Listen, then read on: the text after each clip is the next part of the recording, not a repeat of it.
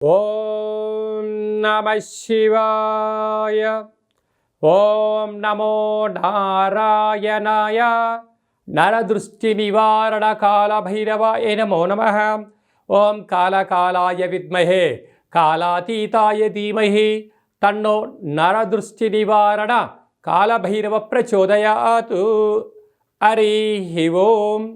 మా ఛానల్కి స్వాగతం. చూస్తున్న వీక్షకులకు ప్రేక్షకులకు ప్రియ కాళభైరవ భగవద్బంధులకి స్వాగతం పలుకుతూ మమ్మల్ని ఎంతగానో ఆదరిస్తూ ఉండబడినటువంటి ప్రియ సోదర సోదరీమణులకు జ్యోతిష్య అభిమానులకు సనాతన ధర్మ సంరక్షకులు అందరికీ కూడా శ్రీ విశ్వావసునామ సంవత్సర చైత్రమాస శుద్ధ బహుళ పక్ష ఆదివారం అమావాస్య సందర్భంగా అందరిపైనను ఆ కాళభైరుడి యొక్క కృప కటాక్ష వీక్షణ ఉండాలని కోరుకుందాం. ద్వాదశ రాశుల్లో గ్రహ గమనాన్ని ఒకసారి వీక్షింపచేద్దాం. మేషరాశిలో ఏడాది తర్వాత రవి సంచార స్థితి, వృషభ రాశిలో దేవగురు బృహస్పతి చివరార్ధ సంచార స్థితి, కర్కాటక రాశిలో కుచ భగవానుడు నీచ భంగ రాజయోగ సంచార స్థితి, కన్యరాశిలో కేతు సంచార స్థితి, మీనరాశిలో చతుర్గ్రహ సంచార స్థితి, బుధ భగవానుడు శుక్ర భగవానుడు శని భగవానుడు రాహు భగవానుడు సంయోగ సంచార స్థితితో ద్వాదశ రాశుల్లో గ్రహ గమనాలు ఈ విధంగా ఉన్నాయి. కుంభరాశి వారికి ఏళ్లనాటి శని చివరార్ధ సంచార స్థితి ఉండగా మొట్టమొదటిసారిగా వచ్చినటువంటి ఏళ్లనాటి శని ఆదివారం అమావాస్య సందర్భంగా ఎలాంటి విధి విధానాలు పాటించాలో ఈ వీడియోలో సవివరంగా సంపూర్ణంగా తెలుసుకుందాం. కుంభరాశిలో ఏ నక్షత్రాలు వస్తాయనగా ధనిష్ట నక్షత్రంలోని 3వ పాదం 4వ పాదం, శతభిష నక్షత్రంలో 4 పాదాలు, పూర్వభాద్ర నక్షత్రంలోని 1, 2, 3 పాదంలో కలిపితే కుంభరాశి. వీరికి 2వ స్థానంలో చతుర్గ్రహ కూడా సంచార స్థితి ఉండడం వల్ల శనివారం పూట వీలైనంత వరకు మౌనంగా ఉండండి. పసుపు రంగు కలిగినటువంటి ఆహారాన్ని భుజించండి. శివుడికి రుద్రాభిషేకం చేయండి. ఆ నీటితో తెచ్చి స్నానం చేయండి. కుదిరితే భగవంతుడి శనికి భగవానుడికి తైలాభిషేకం చేయండి. నల్లటి వస్త్రాలని నువ్వులను దానం చేయండి. నవధాన్యాలను దానం చేసినట్లయితే మీకు మంచి ధనపరమైన వృద్ధి కలుగుతుందని చెప్పి కూడా గమనించాలి. అలాగనే ఏడాది తర్వాత రవి భగవానుడు తృతీయంలో సంచారం చేయడం వల్ల తల్లిదండ్రులతో దయచేసి గొడవ పెట్టుకోవద్దు. తల్లిదండ్రుల మాట వినండి, గురువుల మాట వినండి, అంతా మంచే కలుగుతుంది. అలాగనే సంతాన స్థానంలో కుజ సంచార స్థితి ఉండడం వల్ల వివాహమైన దంపతులకు సంతాన యోగము, పిల్లల యొక్క అభివృద్ధి, కెరియరు, విజయం మీ సొంతం కాబోతుంది. అలాగనే సప్తమంలో కేతు సంచార స్థితి ఉండడం వల్ల చిన్న చిన్న విషయాలకు ఆందోళన చెందనక్కర్లేదు. ఇలాంటి కాల సమయంలో ఆదివారం అమావాస్య సందర్భంగా ధనిష్ట నక్షత్ర జాతకులు ఎర్రటి గుమ్మడికాయలో 7 కలర్లు కలిగినటువంటి కూరగాయలు మరియు రంగులతో దిష్టి తీసి బయటపడేయడం వలన శాకాంబరి తంత్రంతో వీరికి విపరీతమైన జన ఆకర్షణ, ధన ఆకర్షణ వీరు సొంతమవుతాయి.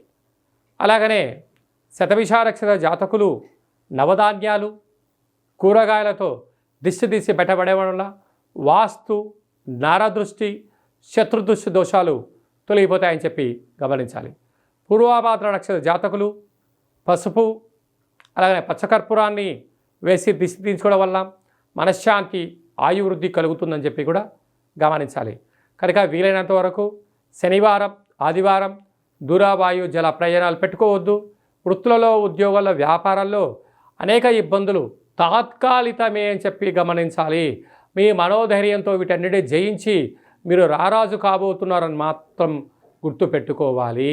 శ్రీ విశ్వావసునామ సంవత్సరంలో ప్రారంభకాల సమయంలోనే చైత్రమాసంలో కృష్ణపక్ష ఆదివారం అమావాస్య రావడము, శనివారం రోజు శనిత్రయోదశి రావడం చాలా అరుదుగా జరుగుతూ ఉంటుంది.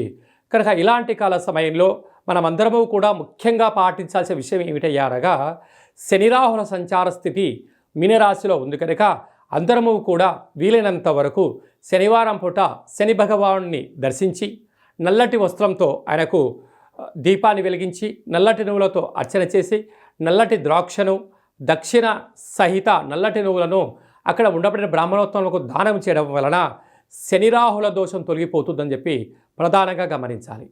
అదే కాకుండా మనకు చైత్రమాసంలో శ్రీ విశ్వావసునామ సంవత్సరంలో ప్రారంభకాల సమయంలోనే ఆదివారం అమావాస్య అనగానే మనకు బాగా గుర్తొచ్చేటువంటి విషయం ఏమిటంటే తెల్ల జిల్లేడి యొక్క వృక్షము.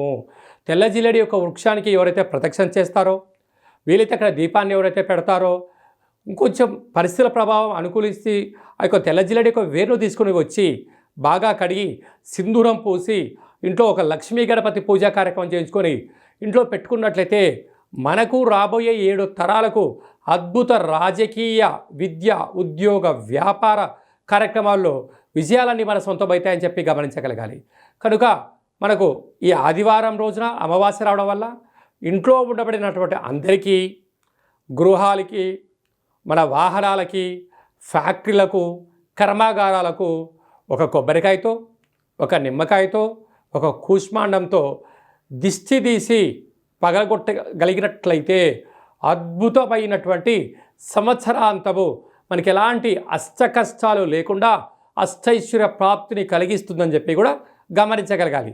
ఒక్కొక్క వ్యక్తికి అంటే వారి యొక్క పేరు పైన వారి యొక్క జాతకరీత్యా ఏమేం చేసుకోవాలో కూడా కింద నెంబర్ని మీరు సంప్రదించినట్లయితే ఆ రోజు ఏమేం కలుపుకోవాలి, ఎలా దిష్టి తీసుకోవాలో కూడా మీకు అన్ని వివరాలను సవివరంగా సంపూర్ణంగా కూడా తెలియజేయడం జరుగుతుంది.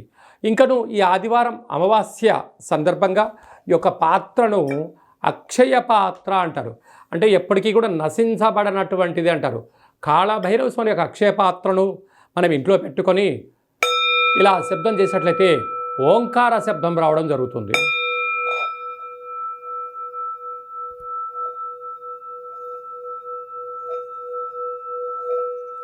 ఈ శబ్ద తరంగాల్ని సృష్టించడం వల్ల ఇంట్లో ఉండబడినటువంటి జ్యేష్ఠాదేవి బయటికి వెళ్ళిపోయి గ్రామంలో, దేశంలో, రాష్ట్రంలో సంచరిస్తూ ఉండబడినటువంటి మహాలక్ష్మి మాత గళ్ళు గళ్ళుమంటూ ఇంటికి రావడం జరుగుతుంటుంది. ఈ అక్షయ పాత్రతో పాటు ఒక కాలభైరవ పూజా కార్యక్రమాన్ని చేయించి 20 రకాల వస్తువులతో మీకు దిష్టి తీయించి పాత్ర అందజేయడం జరుగుతుంది. ఆసక్తి గలవారు ఈ కింది నెంబర్ని సంప్రదించవచ్చు. అలాగనే మీ వ్యక్తిగత జాతకం తెలుసుకోవాలనుకుంటున్నారా? మీ పేరు, పుట్టినటువంటి తేదీ, నెల, సంవత్సరం, సమయం రాసి వాట్సాప్లో పంపించగలిగినట్లయితే 100 సంవత్సరాల జాతకాన్ని వ్రాసి పంపించి మీరు పుట్టినప్పుడు గ్రహ గమనాలు ఎలా ఉన్నాయి, ప్రస్తుతం ఎలా ఉంటున్నాయి, శ్రీ విశ్వావసునామ సంవత్సరంలో ఎలా ఉండబోతుంది, రాబోయే కాలంలో గ్రహ గమనాలు ఎలా ఉంటున్నాయి అనేటన్నీ కూడా సవివరంగా సంపూర్ణంగా తెలియజేయడం జరుగుతుంది. చాలామందికి పుట్టినటువంటి వారికి డేటా బర్తులు లేనటువంటి కారణం వలన చాలామంది ఇబ్బంది పడుతూ ఉంటారు. మీ యొక్క పేర్లు యొక్క మొదటి అక్షరాన్ని అనుసరిస్తూ రాశిని తెలియజేస్తూ రాశి యొక్క ఆదాయ వ్యయాలు, రాశి యొక్క పరిస్థితులు అన్నీ కూడా తెలియజేయడం జరుగుతుంది. అలాగనే కాలభైరవ ఉపాసన చేత రమణ శాస్త్రం ద్వారా భూత, భవిష్యత్, వర్తమానాన్ని తెలియజేయడం జరుగుతుంది. కనుక జాతకాన్ని తెలుసుకుందాం, జీవితంలో రాబోయే అడ్డంకులను ముందే తెలుసుకుందాం, వాటిని అధిగమించే ప్రయత్నం చేద్దాం, ఆ కాళభైరవ స్వామికి ఆశీస్సులు పొందుదాం, అందరము బాగుందాం, అందులో మనమందరం ఉందాము అనేటువంటిది కార్యక్రమంలో స్వామివారి యొక్క ఆశీస్సులు పొందుదాం. అందరికీ శుభం, జయం, లాభం జరగాలని కోరుకుంటూ ఆశీర్వచనం. ఓం శతమానం భవతి శతాయు పురుష సతేంద్రియ ఆయుష్యేవేంద్రియే ప్రతిష్టతి. శ్రీ విశ్వావసునామ సంవత్సర ప్రారబ్ధమాస చైత్రమాస భానువాసరే అమావాస్య తిథి పర్వకాల సమయే సర్వత్ర శుభం, జయం, లాభం, శాంతిరస్తు, వృద్ధిరస్తు, తుష్టిరస్తు, వృద్ధిరస్తు, అవిఘ్నమస్తు, ఆయుష్యమస్తు, ఆరోగ్యమస్తు, స్వస్తిం శివం కర్మాస్తు, కర్మ సమృద్ధిరస్తు, వేద సమృద్ధిరస్తు. సర్వే జనా సుఖినో భవంతు, లోకా సమస్తా సుఖినో భవంతు. సర్వం శ్రీ కాళభైరవ దేవతార్పణమస్తు. హరి ఓం. ఈ వీడియో మీకు నచ్చినట్టయితే లైక్ చేయండి, మా ఛానల్ని సబ్స్క్రైబ్ చేయండి. ఈ ఆధ్యాత్మికమైన భక్తి సమాచారాన్ని భగవద్బంధులకు, మిత్రులకు చేరవేయండి.